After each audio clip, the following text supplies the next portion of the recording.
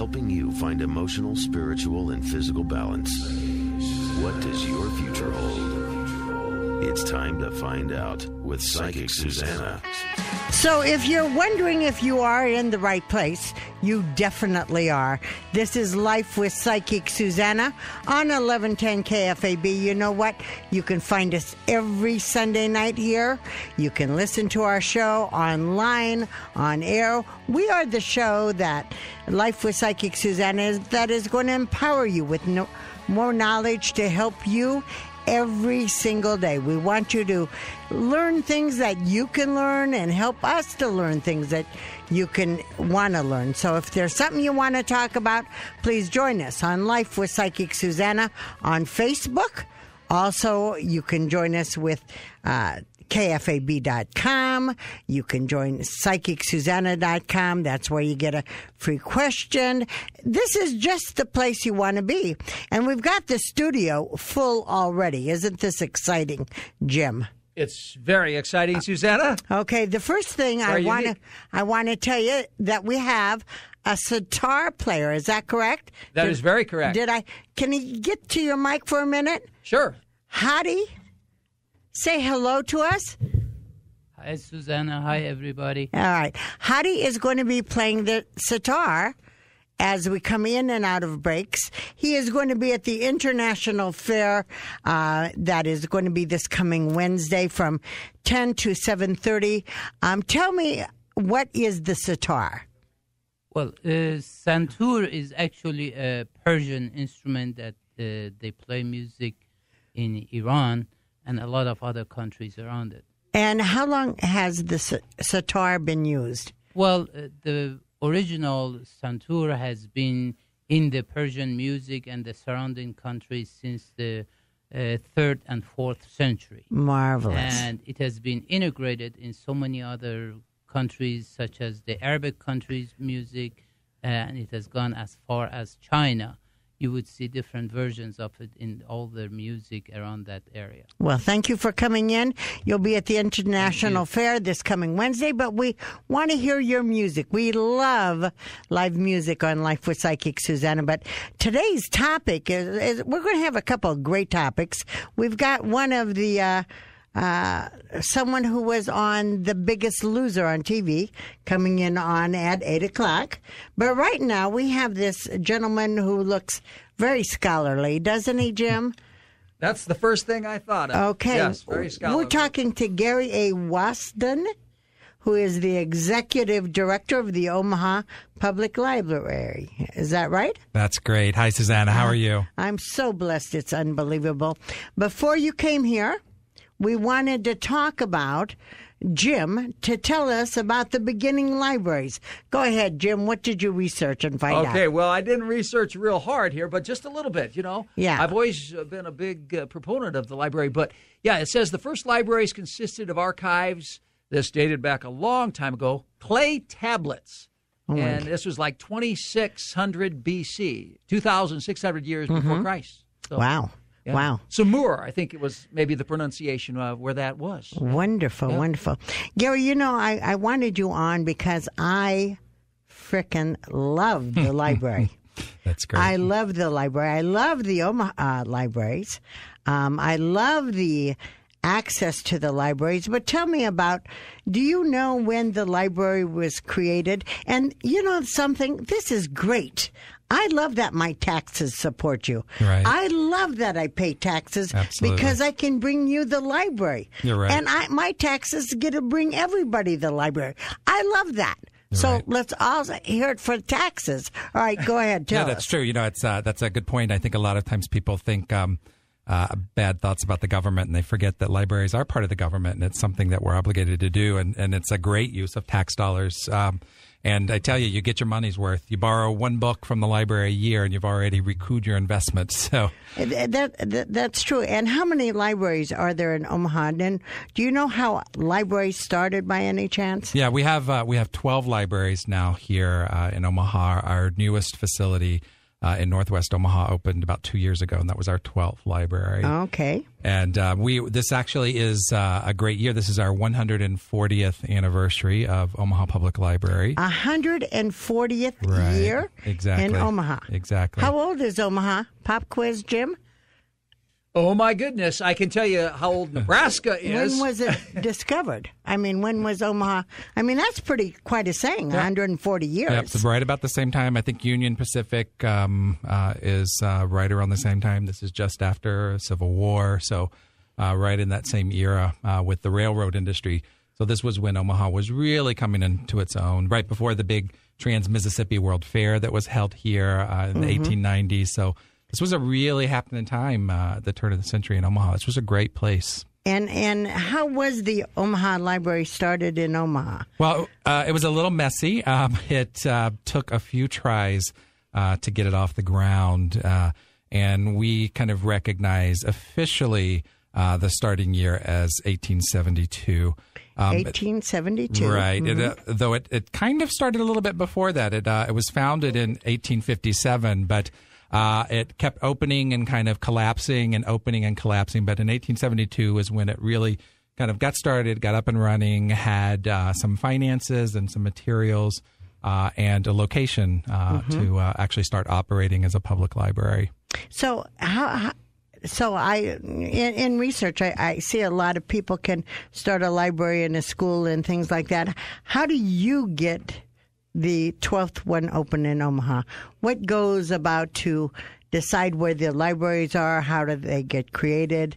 And it's an incredible amount of work to build a library, partly because it is a significant investment. Mm-hmm. It's also something that everybody wants. Libraries are one of those things that most communities want because it's such a good neighbor to have a library. It brings such good stuff to residences. There actually have been studies done about property values and proximity to library buildings, and that property values are higher the closer they are to libraries. But it involves looking at our current facilities. We try to monitor statistics about who's using our libraries and where they're coming from, so that we can look and see what parts of the city are underserved, and as populations are growing and we see new areas coming up, and as the city annexes new parts of the county, obviously that's a place to look at potential new sites for a library building. You know what I love about the library especially?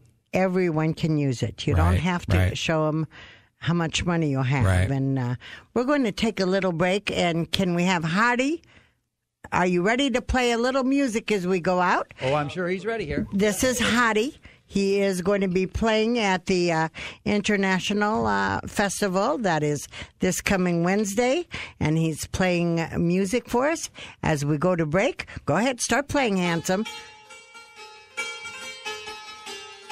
And then we're going to be coming back, and we're going to be asking our gentleman here from the library, Gary Wasdin, exactly how does one get involved in the library?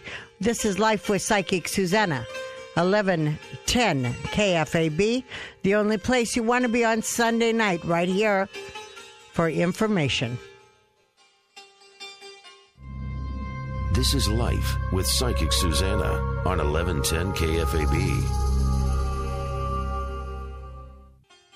This is Life with Psychic Suzanna on 1110 KFAB.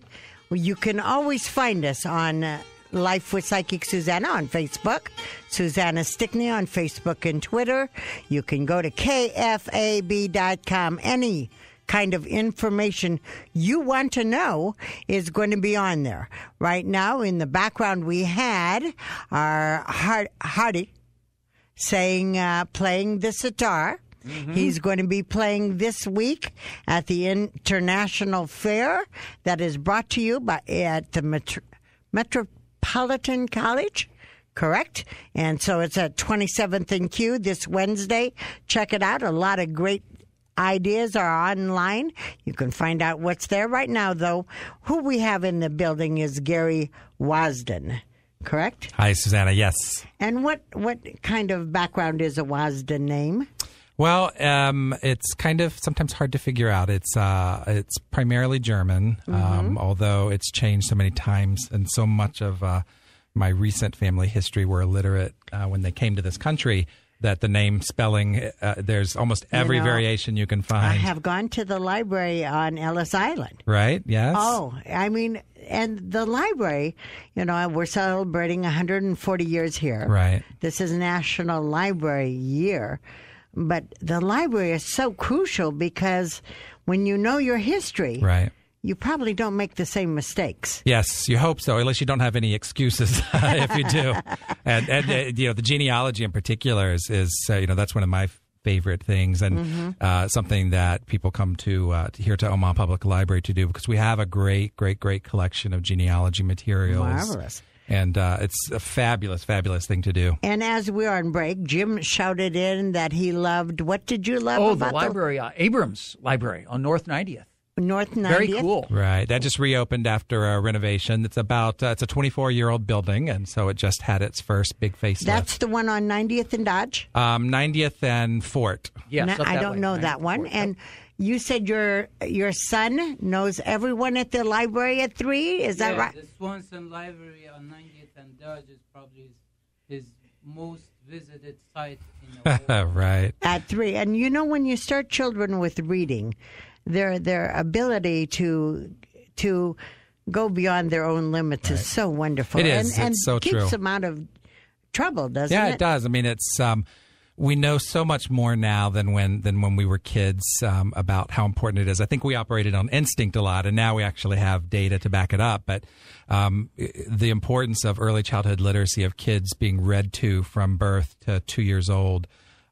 We now know that, kids who are read to perform better in school, they have higher graduation rates. Kids who don't have that exposure to reading and vocabulary building will struggle pretty much their whole lives to catch up, because that's such a formative time when your brain is hearing words and putting things together. And I just had a client who came to me whose son is about to graduate and can't read. So that reading is instrumental. I don't know how he got that far, but it's sad. But the reading is.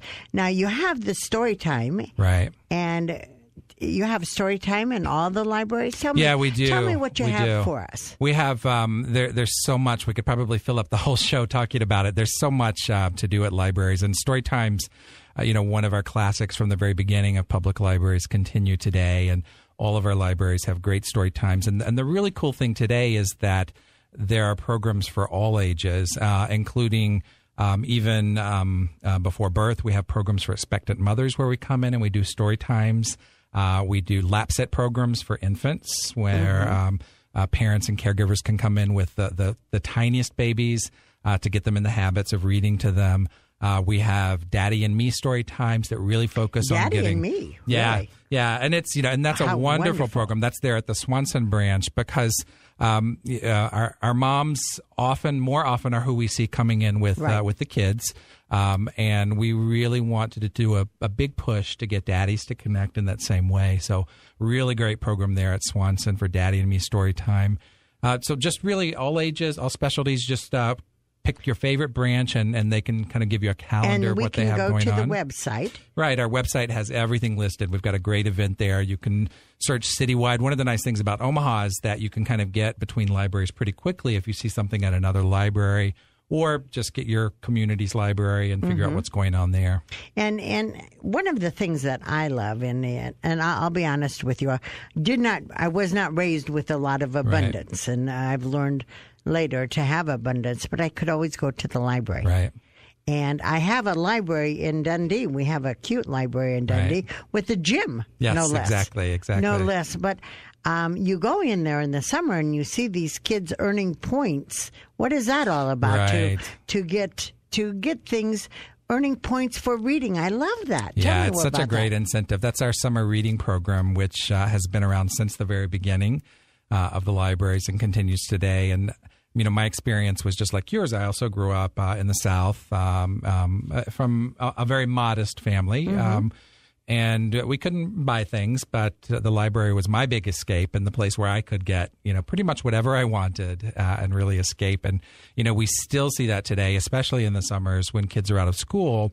they need places to go. Partly they need to keep busy, just to keep idle hands occupied. If you get idle time gets you in trouble. Absolutely. And the library is a great... Absolutely. It's a great place to go. And our summer reading program is wonderful because it provides incentives to really challenge people of all ages, not just kids. We actually have programs for adults as well, so adults can participate.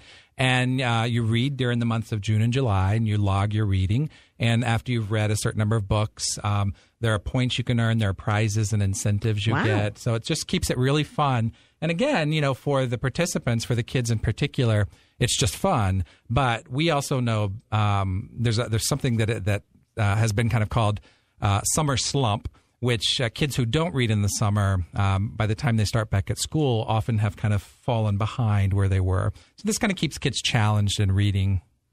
Now, one of the other things is that you have that library book sale. Right. I love good books, and tell us about the book sale. Yeah, our friends of Omaha Public Library operate our book sale, which is a fantastic program. Oh my God! Yeah, yes. it's amazing to get books because as much as we like to borrow books, then I can go home and write in them and not be right. yelled at. Exactly. You can have your own books and you can get them for really low prices. It's operated there at the Swanson branch at 90th and Dodge. They're open every Wednesday. And then the first Saturday of each month. And again, just unbelievable materials, new things every time you're there. Even child's books. Right, exactly. So, if you have a child and you're just beginning and wanting to read to them, you can go get a book. Exactly. And it's important for kids to have books in the home. As important as it is to come to the library, it's also good for them to have books at home. You can get kids' books for 50 cents. It's a great thing. It's a phenomenal thing, and we will be right back. Right now, we're taking a little break, and we'll be back with Gary Wasdin, who's the executive director of the Omaha Public Library. He's telling us of all the great things that the library has. I mean, you pay taxes, you complain about the taxes, but listen, this is one of the great things, and it's available to all of us. So stay right here. We're going to find out what else the public library offers to us. And in the background, you hear Hardy, and he's playing the sitar. He's going to be at the International Fair. We'll be right back. This is Life with Psychic Suzanna, 1110 KFAB.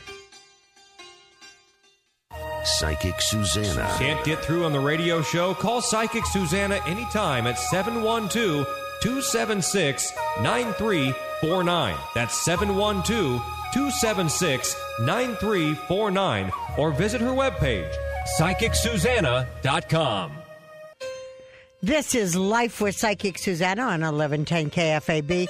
Yes, this is the place you want to come every Sunday night to find out about life. What you can learn here is incredible.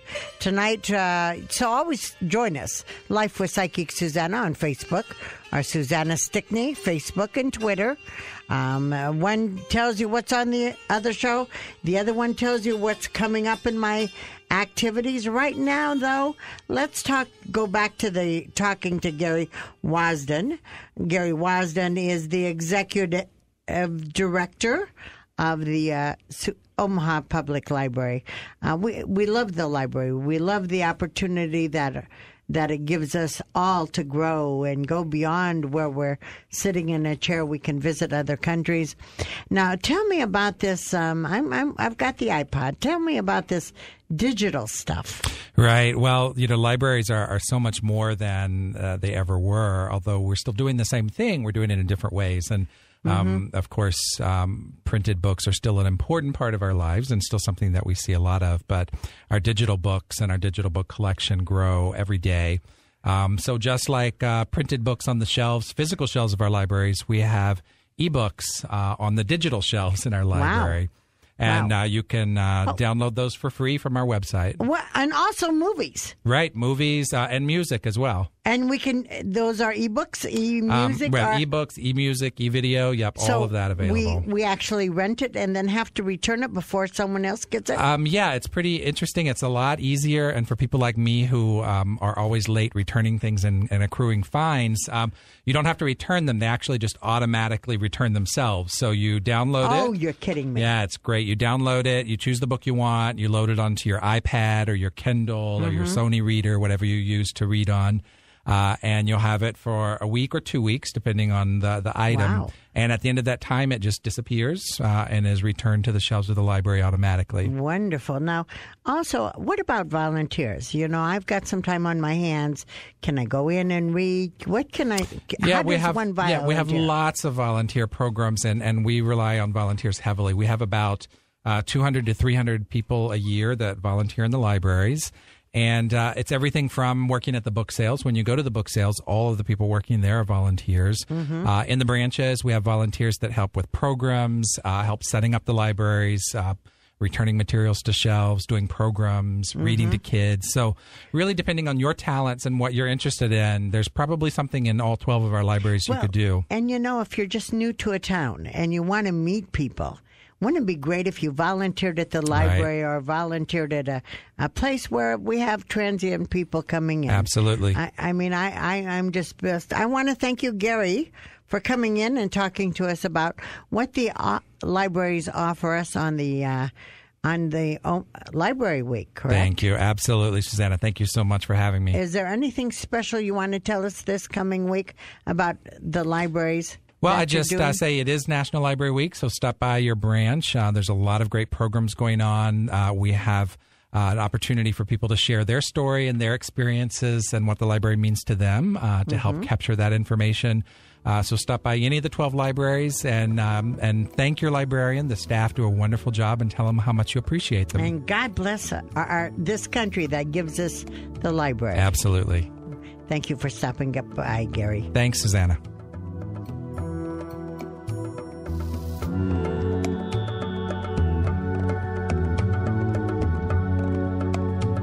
This is Life with Psychic Suzanna. We'll be right back. We're going to be talking more tonight. Stay tuned. This is Life with Psychic Suzanna on 1110 KFAB.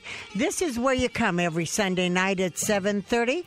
We're all about empowering you, letting you know what's going on in the area. What you're hearing in the background is Hadi playing the sitar, and he's going to be at the Metropolitan Community College this coming Wednesday for the free and open to the public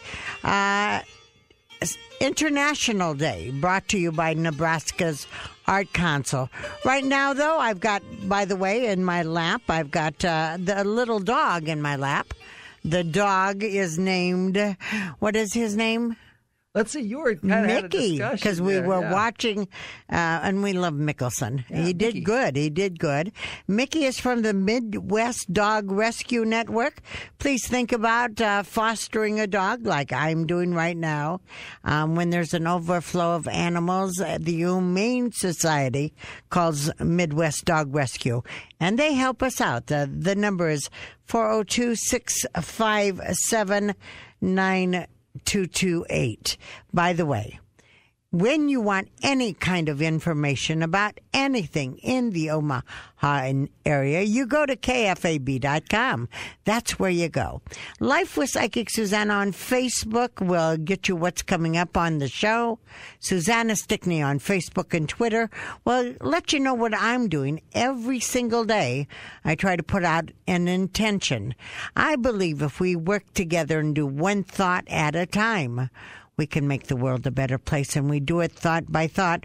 Right now, we're going to be taking your calls after we talk to Marty from The Biggest Loser. But right now, we're taking a call because she held on. And I want to welcome Jean to the phone. Hello, Jean. Hi. Jean, by the way, everybody wants you to know, Jean called on the 800 line. Where are you calling from? Lincoln. Welcome to the show, Jean. The 800 number is 1-800-543-1110, 558-1110. Pretty cool listening on the phone to the show, wasn't it? It was. Isn't it amazing, our libraries? Jean, first of all, I'm going to tell you this is going to be a much better year than the last 2 years. I think you've been through the worst, getting better financial improvement in May. And then again in September. So look for that. Also, I want you to know health improvements with weight loss. Do your legs bother you a little bit? Oh, yes. Okay. You're getting in charge of your health. This is the year that you're going to say, I'm going to get in charge. Listen to our next conversation with Marty from The Biggest Loser. We're going to give you ideas. But it's about taking control. And, Jean, I think you're going to do it this year. I think you're leaving the old relationships. You know what happens when you carry yesterday's garbage? Yes, I do. Do you know what happens when you do that? I get depressed and I eat and I gain weight. No. Ask me what happens when you carry yesterday. What happens? When you carry yesterday's garbage, it smells up today. Oh, that's good. Yeah. Okay, so let's stop it. It doesn't help you. And then everybody thinks you're a garbage collector. You've been through the worst. Let's let it go, remember, and move forward, okay? Okay. And one other thing, new healthy friends through structured classes by the end of the year. Do you have a question? Yes, I do. I'm currently dating somebody that I think could be the one. No, he's not. He's not. Okay. Okay, let me tell you why. You're still carrying too much of the past. Oh, okay. Okay, and so you're not emotionally healthy. Are you aware of that? Yeah. And you only can draw to you in life what you are. Oh, okay. Now, he's fun. He's a good companion. How long have you been with him? 4 months. Okay. My ground rules. We don't walk anybody down the aisle for 6 months in our mind. We don't say, I love you. I think you should wait 90 days for booty. That never happens, but it's one of my rules, all right? Okay. But I'm just telling you, you've rushed it down the aisle. The lasting one is at 52. So you just enjoy him. Oh, okay. But you don't know him yet. So don't walk him down the aisle. No. Okay. No, I agree. Take care of yourself first. Get healthy emotionally, and we'll be talking again. Okay. You stay tuned right now because we have someone here from that is from The Biggest Losers. Welcome to the show, and we have Marty here, Marty Wolf from season 206. Correct, Marty? Season 3 of The Biggest Loser. Season 3 of The Biggest Loser. In 2006. In 2006. How did you get on Biggest Losers, by the way? Well, you know, a lot of people have great stories. Mine's not that great, to tell you the truth. Okay. I was a high school teacher before I got on The Biggest Loser. And what grade, please? What's that? What grade? 9 through 12. I taught speech and theater. So I love that.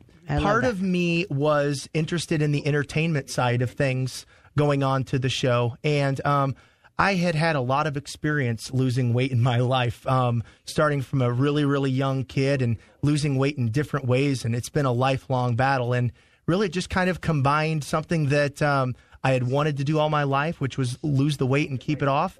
And some of it was the interest of being on TV and kind of looking forward to the entertainment others side. With your, I mean, you gained a lot of knowledge while you were doing this. Tell me what it takes. How long to be on the show? How long do you have to commit to?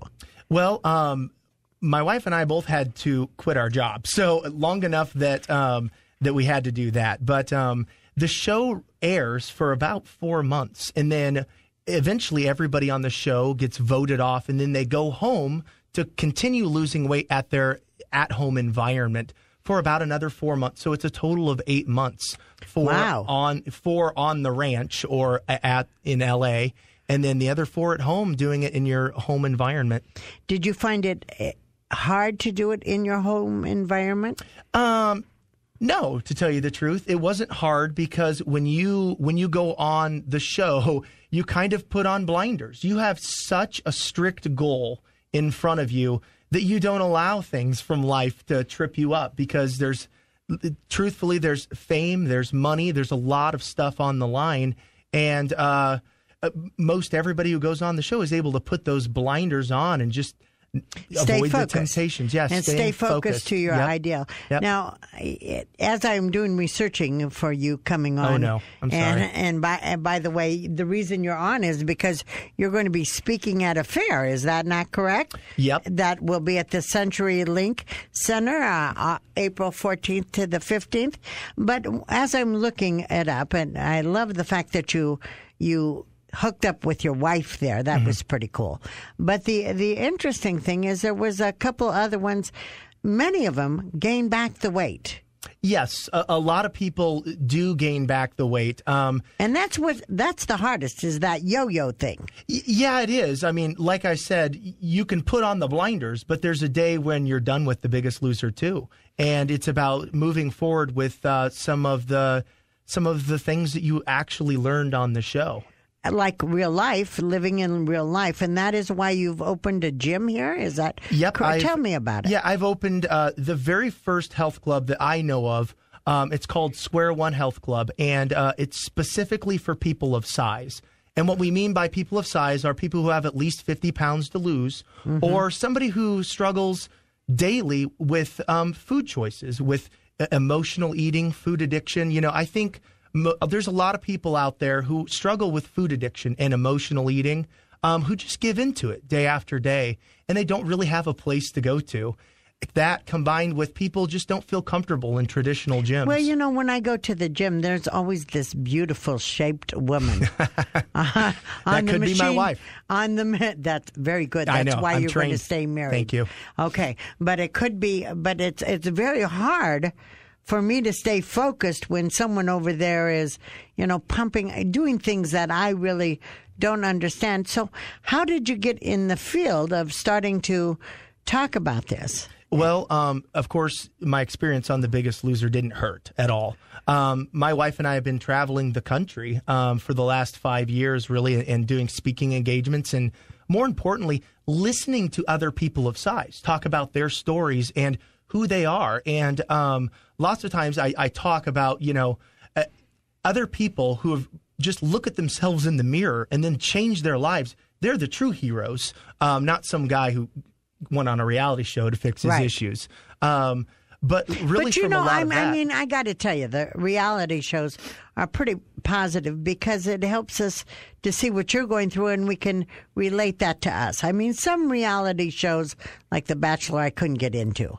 But I know several addicted to this show because it gives them ideas on how to handle things in life. It sure does. And it gives us a great forum for moving on and talking about this. And my mission at large really is just to spread across the world that people of size do exist. People are everywhere that struggle every day with food choices. And we might be out in social situations and it's real easy to open up, you know, the nachos and all the other stuff. But some people look at that and they lose control over that moment, and they have to have that kind of stuff. And it's not as easy as just saying, hey, quit. It's like telling a smoker, hey, quit.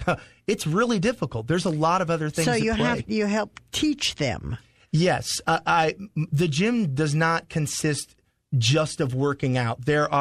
We do have fitness classes for the overweight specifically. But we also have accountability classes. Ongoing accountability is huge with this population. Ongoing accountability. I think a lot of our teens need to hear that, too, just between you and me. Yeah. Yes. Go ahead for it. All right. And what else? And we also have a weight management program where we go over lots of different areas that people struggle with daily, centering around emotional eating, food addiction, triggers, and all kinds of stuff like that. What would you say the main reason you haven't gained the weight back? Now, I read that your wife gained some of it back and then she lost it again, correct? Yeah, well, in there was a baby, too. So that has something to do with that. But, you know, it is a struggle. We didn't go on That would explain the pacifier in your pocket, That would it? explain the pacifier in my pocket. Go ahead. We've got that. All right. Well, what we say is, you know, we didn't go on The Biggest Loser and take a magic pill. I still struggle in a thinner body with the same core fundamental issues that I did back then. I just have the skills today to manage it a little bit better. And it's about learning the skills, isn't it? Absolutely. It's about learning first your self-worth, that you're worth moving on and bettering, because a lot of people can't wrap around that. And then once we break through that, it's about getting to some of the fundamental daily habits. Well, and it is about a habit. I must tell you that no matter what size a person is, no matter how they look, and no matter anything, I always honor the God within them. And I think a lot of us forget that we are part of the living connection and that we are alive because we're important, and we must honor our body as the vehicle of God. I want to thank you for coming in and talking to us. Give us a number, a contact number, because God knows I didn't get a card. The number at Square One is 402-889-9500. And you can also go to the website at square1club.com. That's square, the number one, club.com. And why did you name it Square One? Well, because after you lose a lot of weight and you go through it day after day, losing weight does require, we mess up from time to time. So it's a good thing to remind yourself every day when you wake up that it's back to square one. Starting those habits that got you to lose the weight in the first place is really important. God bless you for being here. The Omaha Health Expo is April 14th to the 15th. Go online. Check it out. It's got some really great things, walking, writing, seminars. When is your seminar? I will be speaking at 11 o'clock on Saturday. 11 o'clock on Saturday. And is there a charge to see you speak? No, there is no charge, and it is free and open to the public. So. Okay, so check that out. Also, check out Square One.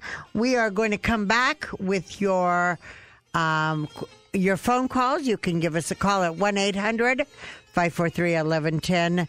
558-1110. This is Life with Psychic Suzanna. Give us Square One's number again. 889-9500. Thank you for coming on, Marty. Next Thank you, time, Suzanne. I want the wife and the little one. I can do that. God bless. This is Life with Psychic Suzanna. Stick with us. We're taking your calls. We're going to be talking about the Omaha Community College. This is going to be interesting.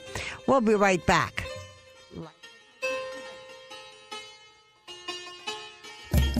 Life with